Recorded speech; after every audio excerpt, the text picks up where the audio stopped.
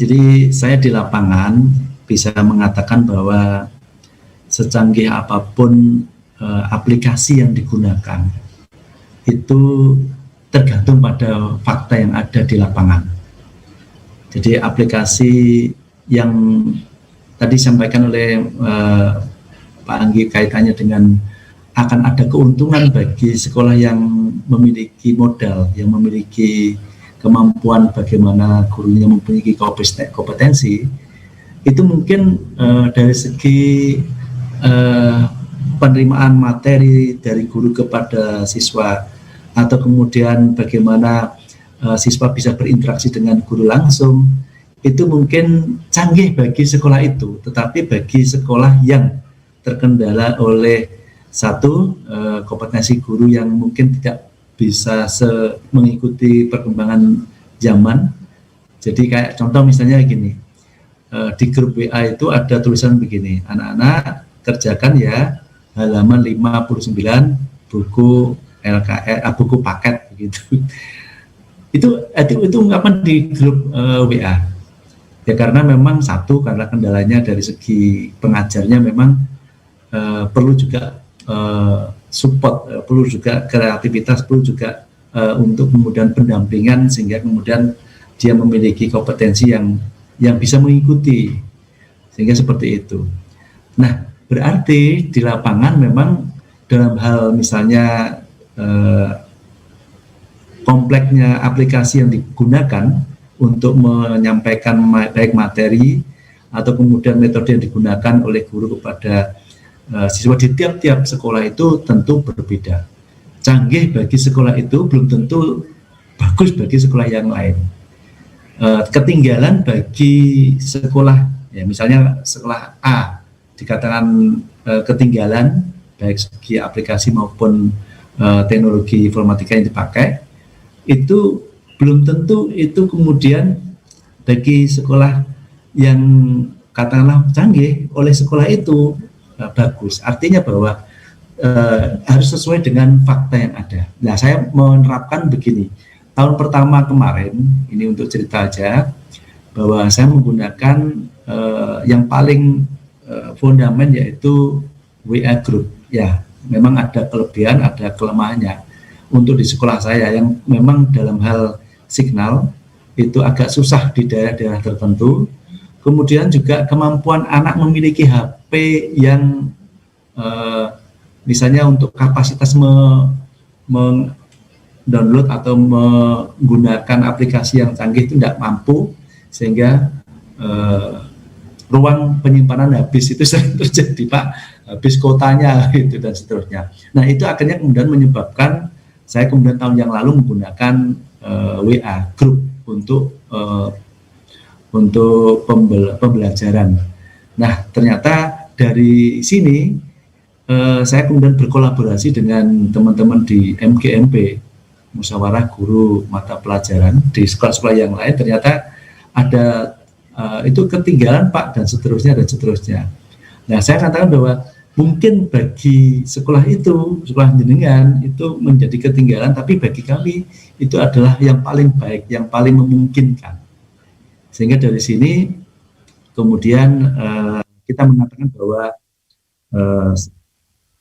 sekolah dalam menerapkan pembelajaran yang sifatnya daring itu tergantung pada kondisi masing-masing. Canggih bagi sekolah itu, tapi belum tentu canggih bagi sekolah yang lain. Ini yang pertama, Pak Hanif, yang perlu saya sampaikan kaitannya dengan fakta di lapangan. Yang kedua, bahwa ada ungkapan selamanya profesi guru tidak akan tergantikan oleh teknologi. Ini betul-betul saya rasakan. Jadi ketika 1 tahun kemarin kita tidak ketemu dengan salah satu kelas secara langsung begitu, kita misalnya simpangan ketika mereka di sekolah itu kayaknya orang lain yang tidak pernah ketemu gitu. Apalagi kalau kemudian dia kelas 1 yang kemudian saya nggak ngajar di kelas itu, ya dia menganggap saya seperti orang lain. Saya lewat itu biar gitu, tidak apa-apa, tidak gitu. Bahkan kadang-kadang kelas yang pernah saya ajar lewat daring itu juga belas kayaknya gitu. Sehingga kemudian saya ingin mengatakan bahwa selamanya profesi guru tidak akan tergantikan oleh teknologi itu. Sebetulnya itu dirasakan ketika kemarin saya mengundang wali murid di saat ngambil rapot gitu. Rata-rata mereka pada mengeluh bagaimana melihat anaknya. Bahkan mereka itu, Pak, kapan Pak iso tatap muka? Terus jibek gitu, apalagi saya SMA kan kalau sudah mengenal dengan keranjingan sama game itu, ya contoh misalnya hari kemarin itu hampir separuh itu yang absen. Jadi yang absen itu hampir separuh dan rata-rata laki-laki. Setelah kemudian saya coba kejar ya, saya kejar itu, Mas kenapa kok nggak absen gitu? Maaf Pak, ketiduran gitu. Karena kan dia kebalik-kebalik, jadi yang malam jadi siang, yang siang jadi malam gitu. Jadi yang malam itu digunakan untuk game itu atau untuk melekan begitu, sehingga pada saat siang mereka balas dendam kayak seperti tidur gitu, sehingga waktunya absen kemudian. Nah akhirnya kemudian dari sini kita bisa melihat bahwa memang selamanya profesi guru tidak akan tergantikan oleh teknologi secanggih apapun. Nah ini yang kedua. Kemudian yang ketiga yang ingin perlu saya sampaikan pula bahwa seorang guru memang harus melakukan apa yang disebut dengan kreativitas, jadi meningkatkan daya kreativitas. Jadi dia di saat seperti sekarang tantangan harus ini bukan tidak lagi harus untuk kemudian seorang guru itu harus meningkatkan kompetensinya dalam rangka menginovasi untuk kemudian merancang pembelajarannya secara jauh itu, atau kemudian meramu materi. Ini penting. Kadang-kadang saya satu kelas itu saya buat istilahnya survei kecil-kecilan Pak Hanif, bahwa anak-anak itu saya pertemuan pertama kemarin saya minta untuk membuat video perkenalan dan harapan belajar. Nah, saya akan ngajar sejarah, bagaimana harapan dia tentang belajar sejarah bersama saya. Ternyata ungkapan hampir 50% itu mengatakan bahwa Pak jangan banyak kasih tugas. Jangan banyak kasih tugas, berikan materi dan dijelaskan gitu, walaupun dengan embel-embel ini, walaupun dengan santai. Jadi mereka memang blank dalam arti ketika materi yang kemudian mestinya dia juga dapatkan di waktu SMP maupun waktu di SD itu kemudian diperdalam di waktu SMA itu mereka blank, apalagi 2 tahun ini kan lost ya, kemudian mereka tidak pernah bertatap muka. Beda rasanya kemudian ketika kita menjelaskan materi itu. Nah akhirnya apa? Akhirnya saya menyimpulkan bahwa guru harus kemudian melakukan inovasi dalam hal merancang bagaimana dia pembelajaran yang terutama daring, kemudian meramu materi dengan sebaik-baiknya, menggunakan metode pembelajaran yang sangat efektif, ya tergantung lapangan yang ada. Dan yang penting lagi sebetulnya sekarang itu kalau tahun kedua, anak-anak itu ternyata lebih canggih gitu daripada gurunya dalam hal teknologi informatika itu. Salah satu contoh ini mau buka kartu ini. Jadi YouTube saya itu sebetulnya banyak terbantu oleh anak-anak Pak Anip. Jadi channel YouTube itu saya waktu katakanlah membuat konten begitu, Pak, mestinya harus begini Pak, mestinya harus begini gitu. Oh ya. Terus kemudian ada lagi, Pak, biar bagus itu ada loh Pak muridnya jenengan yang bisa membuat mengedit video itu. Bahkan dia juga termasuk YouTuber Instagram ya. Dia juga bisa Instagram.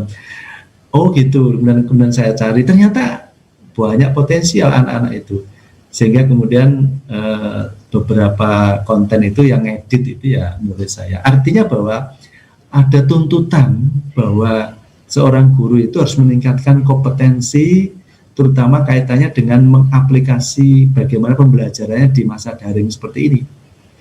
Ketika dia tidak menggunakan itu ya maka terkesan, Pak jangan banyak kasih tugas ya Pak, ngeluh gitu. Apa meneh, silakan baca buku paket halaman sekian dan kerjakan. Ini kan WA grup begitu. Nah ini kan susah itu. Saya itu pernah kadang-kadang ngecek, kenapa kok anak ini kok tidak pernah merespon apa yang saya katakan. Sebenarnya saya kejar, kemudian saya WA, ternyata nggak dibalas, kemudian saya bel langsung, halo, ya, gimana Pak, ada apa Pak? Aduh Pak, maaf saya nggak buka. Waduh, jadi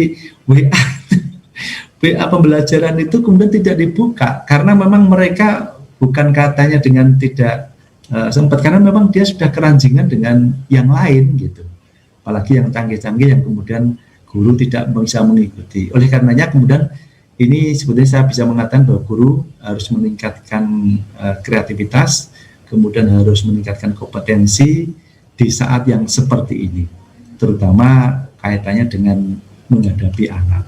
Dan yang terakhir ini Pak Hanif, saya bisa mengatakan bahwa karakter itu ketika kita ingin bahwa anak itu berubah karakternya, itu memang tidak tergantikan dengan pendidikan karakter kepada anak itu dengan teknologi. Memang harus ada tatap muka.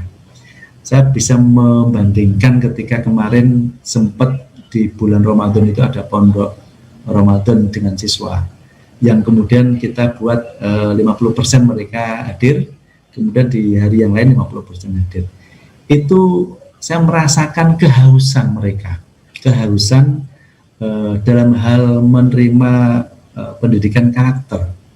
Artinya memang untuk kemudian efektivitas dalam membina anak untuk memperbaiki karakter itu memang tatap muka tidak bisa dipungkiri. Oleh karenanya sebetulnya kalau tadi menurut Mas Anggi kaitannya Pak Anggi ya di LIPI kaitannya dengan keinginan untuk bertatap muka itu, menurut survei P2G tadi orang tua menginginkan 43% untuk bertatap muka, memang ada benarnya, dan itu kalau kemudian guru dan sekolah memiliki kepedulian dengan pendidikan karakter bagi siswanya, mungkin merekomendasikan untuk skala tertentu harus berapa persen tatap muka, karena memang saya melihat bahwa saya merasakan sekali ketika pondok Ramadan kemarin, di mana anak itu kayak kehausan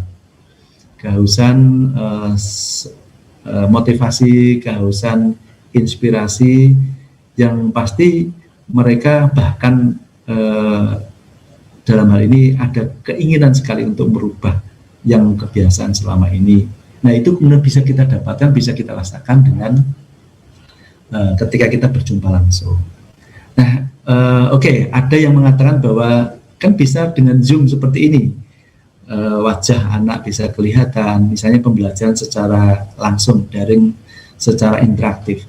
Tetapi ya sekali lagi keterkendala oleh keadaan yang ada, misalnya signal, kemudian yang kedua HP yang tidak kompatibel yang dimiliki oleh anak, dan yang juga mungkin guru-guru yang juga mungkin dalam hal interaktif juga dan tidak memiliki kompetensi, sehingga kemudian sekali lagi tatap muka memang sangat penting sekali, dan yang kedua adalah guru harus juga memiliki kemampuan untuk mengupgrade dirinya agar menjadi guru yang kreatif.